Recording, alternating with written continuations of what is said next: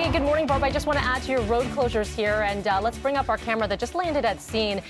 There was a fire at the Petrol Canada refinery in Mississauga, so South Down Road and Lakeshore Road West. It looks like the initial reports was that there was a large black smoke and flames that was upgraded to alarm. It looks like it is now contained. But what you're seeing here is a police roadblock. So right now we have South Down shut down between Orr Road to Avonhead at Lakeshore, and then South Down obviously becomes Lakeshore when it goes into that west direction. So you are seeing a fire, looks like it's contained, but there is a road closure. Don't know how long that's going to last. Barb will keep you updated through traffic in just a moment. Just want to get you that update if you drive through this stretch. All right, to other news we're following. A 20-year-old accused of deliberately running down members of a Muslim family is now facing terrorism charges. The upgraded charges being called a precedent-setting move for tackling hate-motivated attacks.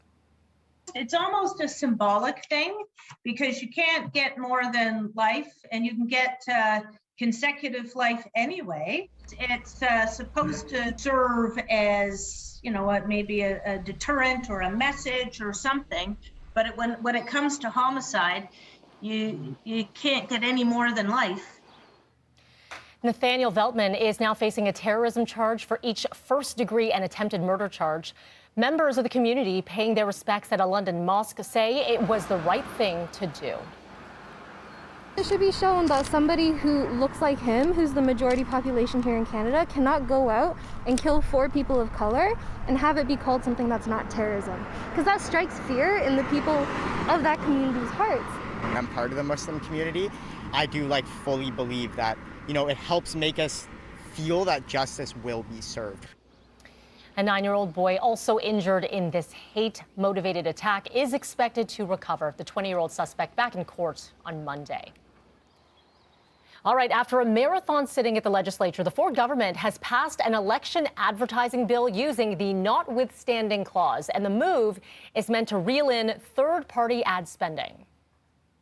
In Ontario, more money was being spent by third parties than all other provinces and federal elections combined.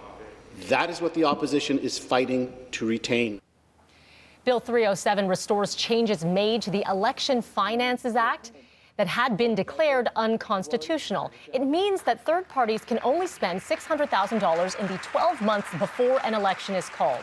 The opposition calling it a power grab and saying the Ford government should have found a better solution.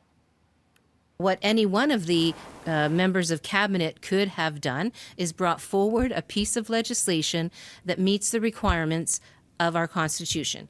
But they chose not to do that. Instead, they're using this sledgehammer approach. I'm opposed to using the notwithstanding clause in such a clearly politically self-interested way in which the Premier is doing it. I've always supported limits on third-party advertising. The notwithstanding clause being used for the first time in the province's history, allowing the government to overrule portions of the charter for a 5-year term. The Elementary Teachers Federation of Ontario and the Canadian Civil Liberties Association say they are both exploring legal options to challenge this law. Well, Ontario's border with Quebec and Manitoba officially reopening to non-essential travel once again. The ban been in place for 2 months now. It's going to lift just after midnight tonight, and it'll include land and water borders. Anyone entering Ontario must follow public health measures. And the news comes as case numbers are dropping in all 3 provinces and pandemic restrictions starting to ease. Okay, were you among the many who tried to book a second vaccine dose yesterday? Well, our rollout once again being compared to the Hunger Games as thousands in Delta hotspots tried to get that second dose. So some available appointments were up to 100 kilometers away, and many couldn't get a spot anywhere. As of yesterday, 7 regions, including Toronto and Peel, allowing anyone who got their first dose on or before May the 9th to book their second. Health Minister Christine Elliott says this is typical when vaccine eligibility expands. She says millions of doses are coming, and it comes as first dose vaccination rates in the province approaching that 75% mark. Well, the Jays could be coming home to Toronto this August, perhaps. The Ontario government dropping a few details about its return to play plan for sports. These guidelines could allow the Jays to return from Buffalo Now, the issue of fans in the stands and federal travel rules, that is still all up in the air. Meanwhile, the Canadian Football League, CFL, saying there will be a season beginning in August. Youth and amateur sports are set to resume this summer as well. And full details, the breakdown, you'll find on our website, citynews.ca.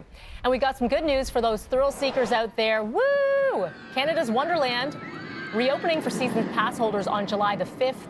The park will open at 25% capacity then for season pass holders, and then on July the 7th to the general public. There will be some restrictions in play, like wearing a mask.